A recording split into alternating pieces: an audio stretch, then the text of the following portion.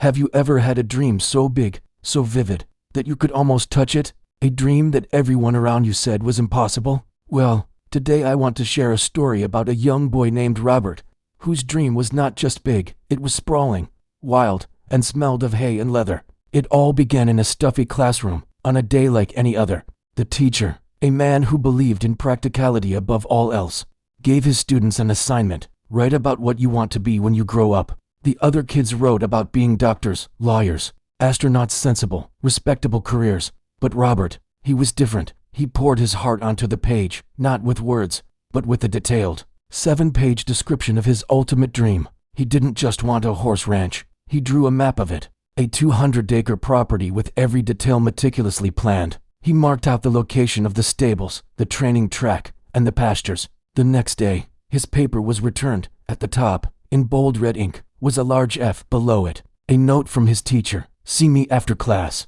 When the final bell rang, Robert walked nervously to the teacher's desk. The teacher looked at him, not with anger, but with a kind of pity. "Robert," he said, "this is an unrealistic dream for a young boy like you. You have no money. You come from an itinerant family. Owning a horse ranch requires a lot of capital. There's no way you can do it." The teacher then offered him a chance to rewrite the paper with a more realistic goal. Robert listened, his world slowly crumbling. The blueprint he was so proud of was being dismissed as a childish fantasy. He went home that day, with his F-graded dream in his hands and a heavy heart. He asked his father what he should do. His father looked at his son, then at the paper, and said something Robert would never forget. "Son, this is a very important decision. You have to make up your own mind on this." For a week, Robert wrestled with the choice. He could write a new paper, get a good grade, and please his teacher. Or he could hold on to his dream, even if it meant starting with a failure. After a lot of thought, he went back to his teacher, handed him the same 7-page paper, and said, "Sir, you can keep the F. I'm keeping my dream." From that day on, Robert's life became a testament to his decision. He didn't magically get a ranch. Oh no, the path was long and grueling. He took on every odd job he could find. While his friends were out playing, Robert was mucking out stables at a local farm just to be near horses. He saved every penny, his dream ranch map pinned to his wall, a constant reminder of what he was working for. Years turned into decades. Robert faced countless setbacks. There were times he barely had enough money for food, let alone for his dream. People called him a fool for chasing a fantasy. The F on his paper echoed in his mind, a whisper of doubt. But every time he felt like giving up, he would close his eyes and see his 200-acre ranch, hear the sound of horses neighing, and feel the sun on his face. And he would get back up and work even harder. He learned about business, about land management, about animal husbandry. He made connections, he took risks, and slowly, piece by painful piece, his dream started to take shape. It wasn't an overnight success. It was a slow, steady climb, built on a foundation of grit and unwavering belief. Then one day, it happened. Robert, now a middle-aged man, stood on a hill overlooking a vast expanse of land. His land. He wasn't just standing there. He was standing in the middle of his 200-acre horse ranch. The stables were exactly where he'd drawn them. And behind him, construction was finishing on a beautiful 4,000-square-foot house. He had done it.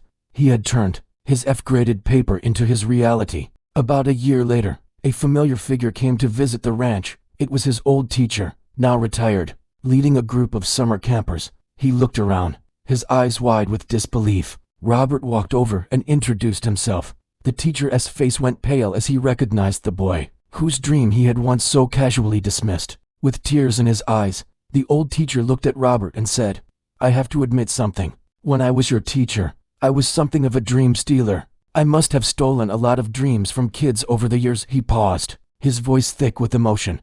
"But I'm so glad you had the courage not to let me steal yours." The two men stood there for a moment, the past and present colliding on that beautiful ranch.